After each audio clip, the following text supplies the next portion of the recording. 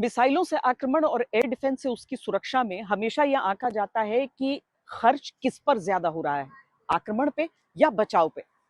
ऐसे में एक ऐसा अचूक हथियार हम आपको अब दिखाते हैं जो केवल एक लेजर बीम से निशाना साधकर उन मिसाइलों को नष्ट कर सकता है। युद्ध में मिसाइलों को हवा में मार गिराना अमेरिका और इजराइल को महंगा पड़ रहा है। इसलिए पहली बार इजराइल ने हिजबुल्लाह के हमलों को रोकने के लिए आयरन बीम का इस्तेमाल किया है। इजरायली सेना ने फुटेज जारी करते हुए दिखाया कि कैसे हिजबुल्लाह की मिसाइलों को आसमान में ही रोक दिया गया। आयरन बीम में 2 टेलीस्कोप हैं। एक से लेजर बीम निकलती है और दूसरे से इसके परफॉर्मेंस पर नजर रखी जाती है। इसकी रेंज 10 किलोमीटर है। 10 किलोमीटर दूर से जब दुश्मन का ड्रोन, मिसाइल या रॉकेट आता दिखता है तो ये आयरन बीम इसे इंटरसेप्ट करती है और लेजर से मार गिराती है। इसका रिएक्शन टाइम महज कुछ सेकंड है। इसकी खासियत यह भी है कि ये आयरन डोम के साथ इंटीग्रेटेड है और इसके अलावा एक सेपरेट यूनिट के तौर पर भी काम कर सकती है। इसका वजन ज्यादा है तो ये मोबाइल नहीं है और इसे एक जगह पर रखकर ही इस्तेमाल किया जा सकता है। आयरन बीम को पहली बार 2014 में दिखाया गया था और डेवलपमेंट और फाइनल टेस्टिंग पूरी होने के बाद सितंबर 2025 में इसे ऑपरेशनल घोषित किया गया था। पारंपरिक इंटरसेप्टर मिसाइलों के उलट iron beam laser based system है जो लगातार एनर्जी सोर्स पर निर्भर करता है। इसमें जब तक पावर मौजूद है, सिस्टम में एम्यूनिशन खत्म होने का खतरा नहीं है। जानकारों की माने तो एक आयरन बीम की कीमत सिर्फ $2 से $3 आती है। युद्ध में इजराइल के लिए ये गेम चेंजर साबित हो सकता है।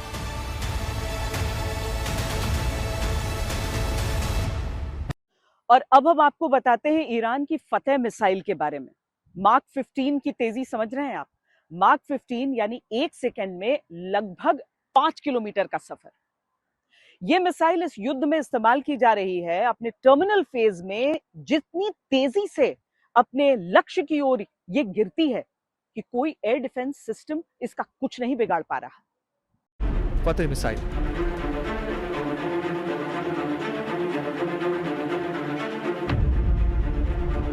ईरान की ये मिसाइल क्या कर सकती है, ये पूरी दुनिया ने देख लिया। मैक 15 की रफ्तार से उड़ने और लक्ष्य पर हमला करने वाली ये मिसाइल इतनी तेजी से अपने टर्मिनल फेज में लक्ष्य पर गिर रही है कि कोई भी डिफेंस सिस्टम इसको रोक नहीं पा रहा।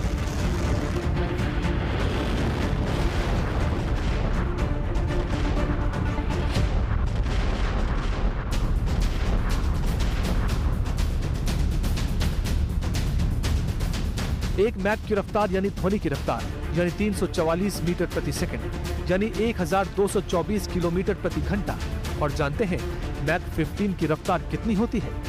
5160 मीटर प्रति सेकंड यानी 1 सेकंड में 5 किलोमीटर।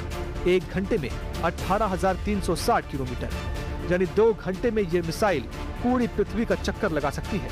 हालांकि फतेह की रेंज 1400 किलोमीटर है।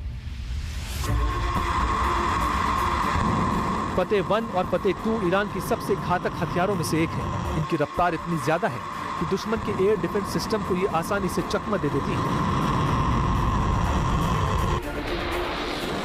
इस मिसाइल की उड़ान भी आम मिसाइलों जैसी नहीं होती। लॉन्च के वक्त एक सॉलिड फ्यूल बूस्टर इसे आसमान की ऊंचाइयों तक पहुंचाता है और हाइपरसोनिक स्पीड दे देता है। इसके बाद बूस्टर अलग हो जाता है और वॉरहेड ले जा रहा हाइपरसोनिक ग्लाइड व्हीकल अपनी अलग उड़ान शुरू करता है।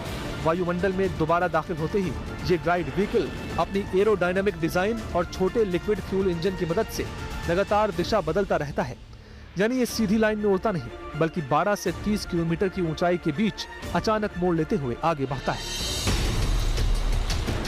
और जैसे ही लक्ष्य के करीब पहुंचता है ये और नीचे आकर मैक 15 की स्पीड पर तेज मोड़ लेता है। यही वजह है कि आसमान में आपको कभी कभी ड्रैगन की पूंछ जैसी लहराती हुई आग की लकीरें दिखाई देती हैं। पारंपरिक बैलिस्टिक मिसाइलें आमतौर पर तय पैराबोलिक रास्ते पर चलती हैं, जिसमें एयर डिफेंस सिस्टम उनके रास्ते का अनुमान लगा लेते हैं। लेकिन फतेह उस पैटर्न को तोड़ देती है। नतीजा, रडार सिस्टम भ्रमित हो जाते हैं और टारगेटिंग एल्गोरिदम के लिए इसकी ट्रैजेक्टोरी का अनुमान लगाना बेहद मुश्किल हो जाता है।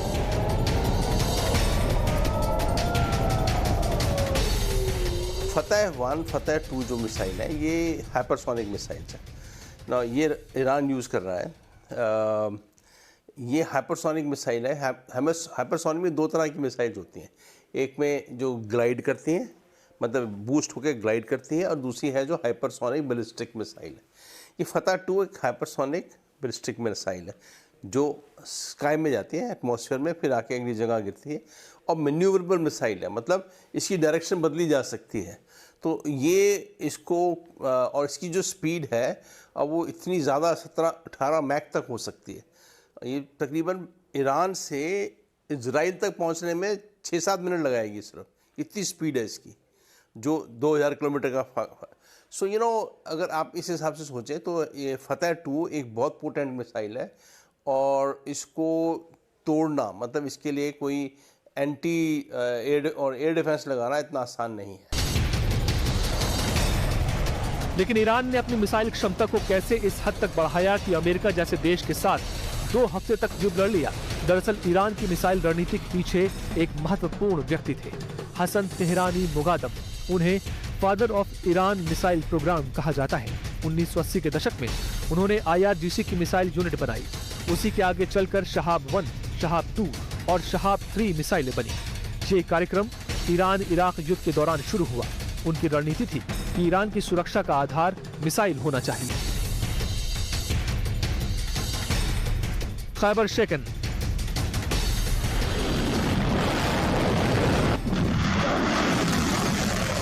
ऑपरेशन प्रॉमिस 2 की सबसे खतरनाक मिसाइल। ईरान ने इस युद्ध में इजराइल पर अपनी सबसे खतरनाक बैलिस्टिक मिसाइल उतार दी है। ईरान ने दावा किया है कि उसने खैबर शेकन मिसाइलों से नेतन्याहू के दफ्तर पर भी हमला किया है। भयंकर तबाही मचाने वाली Kheibar Shekan solid fuel medium range ballistic missile है। इस मिसाइल को दूर से लक्ष्य पर हमला करने के लिए बनाया गया है। खैबर शेकन की रेंज 1450 किलोमीटर है। इसकी सबसे बड़ी खासियत मैन्यूवरेबल वॉरहेड है, यानी चलते चलते अपने आप रास्ता बदल देना इसकी खासियत है, जिससे एयर डिफेंस के लिए इसे ट्रैक करके रोक पाना बेहद मुश्किल हो जाता है।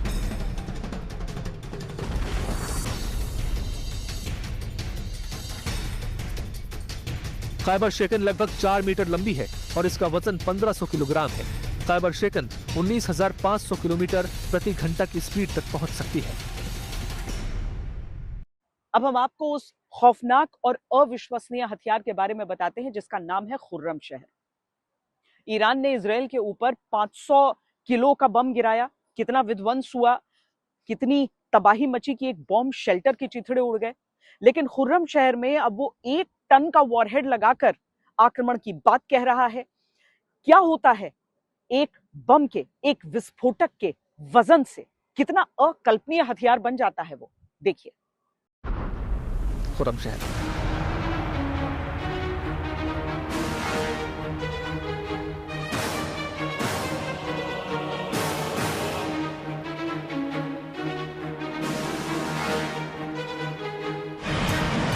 ईरान की IRGC ने अपने ऑपरेशन 2 प्रॉमिस 4 की 37वीं लहर में इरबिल, बहरीन और इजराइल के सैन्य ठिकानों पर 3 घंटे तक लगातार मिसाइलें दागी। इसमें खैबर शेकन, कद्र और खुर्रम शहर जैसी भारी मिसाइलों का इस्तेमाल हुआ। ईरान अब 500 किलो की जगह अपनी मिसाइलों पर 1 टन वजन के वॉरहेड लगा रहा है। ईरान खुर्रम शहर मिसाइलों में 1 टन पेलोड लगाकर हमला कर सकता है।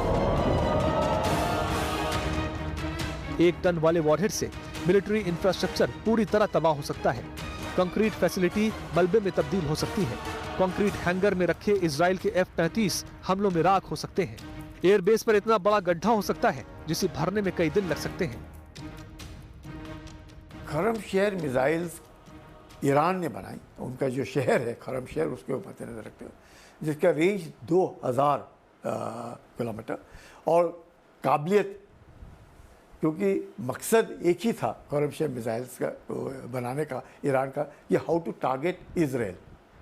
टारगेट इजराइल को कैसे किया जा सके, तो 2000 किलोमीटर के रेंज से, इसलिए उन्होंने ये खरम शहर मिसाइल बनाई और उस खरम शहर मिसाइल से वो टारगेट करने की काबिलियत रखते थे।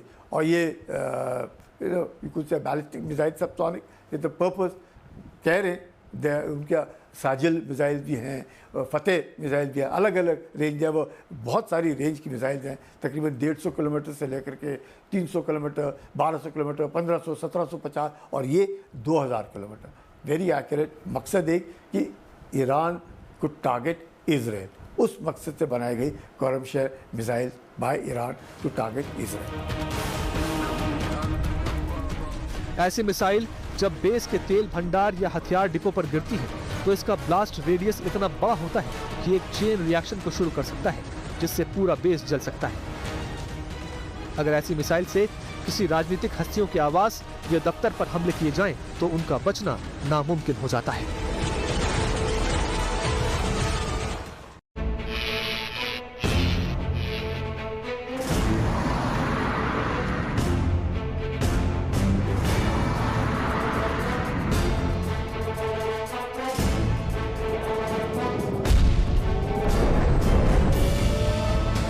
कहते हैं शेर का शिकार कट्टे से नहीं किया जाता, लेकिन ईरान आजकल यही कर रहा है। अमेरिका इजराइल के बड़े बड़े किलों को ईरान सुतली बम से गिरा दे रहा है।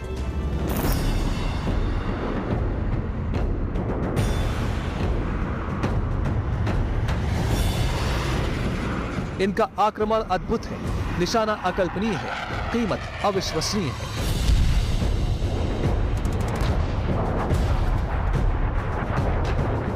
ये हैं ईरान के शाहिद ड्रोन्स। तारीख शाहिद रहेगी कि शाहिद ड्रोन ने इस युद्ध में वो काम कर दिया जिसकी किसी को उम्मीद नहीं थी। ईरान का सबसे सस्ता लेकिन बेहद अद्भुत हथियार, एक सुसाइड ड्रोन। ईरान दुश्मन पर हमला करने के लिए शाहिद 136 ड्रोन का सबसे ज्यादा इस्तेमाल कर रहा है, यानी कम बजट में ज्यादा नुकसान। 20,000 से 50,000 डॉलर की लागत से तैयार होने वाले इन ड्रोन्स की ईरान में भरमार है। 200 किलोग्राम विस्फोटक ले जाकर 2000 किलोमीटर दूर बैठे टारगेट पर जब ये लगते हैं तो दुश्मन को बचने की उम्मीद कम ही बचती है।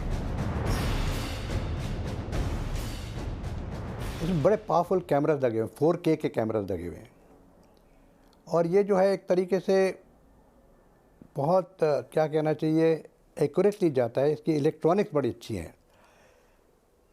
ये ख़ास तौर से रिकॉनेसेंस पर्पज़ के लिए बड़ा अच्छा है। अगर ईरान की फ़ौज चाहती है, जो IRGC है, चेक करने के लिए कि कहाँ पर कौन सा शिप जा रहा है, कहाँ पर कौन से टारगेट्स नज़र आ रहे हैं, उसको ये फ़ोटोग्राफ करके पीछे भेज सकता है, जिससे कि जिसको ऑपरेट करने वाला है उसको पता लग जाए कि क्या है। ईरान ने कतर, बहरीन, कुवैत और संयुक्त अरब अमीरात जैसे देशों में मौजूद अमेरिकी सैन्य ठिकानों की ओर सैकड़ों शाहिद ड्रोन भेजे, जहां अमेरिकी सैनिक तैनात हैं। होटलों में, इमारतों में, हवाई अड्डों पर, जहां भी ईरान को अमेरिकी फौज या इंफ्रास्ट्रक्चर होने का शक होता है, वहां शाहिद ड्रोन तबाही मचा देते हैं। इनका आक्रमण का तरीका कितना अद्भुत है, आप इस बात से समझ सकते हैं कि शाहिद ड्रोन आम ड्रोन्स की तरह बेस पर वापस लौटने की बजाय सीधे लक्ष्य की ओर उड़ते हैं और टकराकर विस्फोट कर देते हैं। ये कामिकाजे या आत्मघाती ड्रोन्स होते हैं। इनको GPS आधारित नेविगेशन से पहले से ही प्रोग्राम किया जाता है।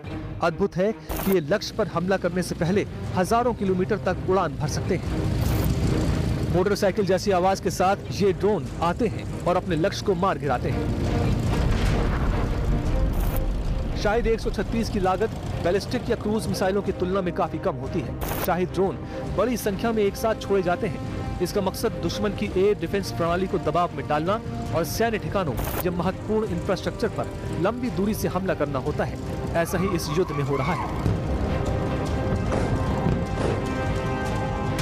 शाहिद ड्रोन की बढ़ती अहमियत के पीछे एक बड़ा कारण इसकी सरल बनावट भी है। अत्याधुनिक सैन्य ड्रोन की तरह इसमें जटिल सेंसर, सैटेलाइट कम्युनिकेशन या रियल टाइम कंट्रोल सिस्टम नहीं। शाहिद ड्रोन का एक और वेरिएंट है शाहिद 131, जिसको रूस भी ईरान से लेता है। इसकी रेंज 900 किलोमीटर है और वजन 135 किलोग्राम। शाहिद ड्रोन की संरचना काफी बुनियादी है। हल्के वजन का एयर फ्रेम, त्रिकोणीय पंख और पीछे लगा एक छोटा इंजन। क्योंकि इस ड्रोन को लक्ष्य से टकराकर नष्ट होना होता है, इसलिए इसमें महंगे लैंडिंग सिस्टम की जरूरत नहीं होती। यही वजह है कि ईरान के लिए कम समय में बड़ी संख्या में इन ड्रोन्स का निर्माण करना आसान हो जाता है, जो युद्ध के दौरान एक महत्वपूर्ण रणनीतिक लाभ साबित हो रहा है। It is very cost effective. तो अगर कभी एक आध दफ़ा कहीं पकड़ा भी जाए तो somebody shoots it down, कई एक शूट डाउन भी हुए इनके ईरान के इस किस्म के ड्रोन्स, लेकिन it is very effective in bringing information. और इन्फॉर्मेशन अगर टाइमली मिलती है, एक जैसे ईरान था उसको, एक एडवर्सरी को, तो he has got enough time to use other weapons to neutralize the target.